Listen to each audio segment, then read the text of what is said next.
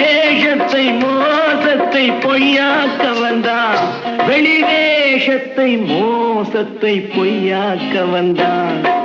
கம்பு சண்டை பம்பு சண்டை கத்தி சண்டை குத்து சண்டை போட்டான் தனியாக, 10 பேரு மத்தியிலே ஒத்தனாக சுத்தி வந்து ஜெயிச்சான் முடிவாக. ஒரு நாள் கூத்துக்கு மீசையப்பட்டான் மேடையிலே, மறுநாள் பார்க்கையில் மாறி இருந்தான் ஜடையிலே.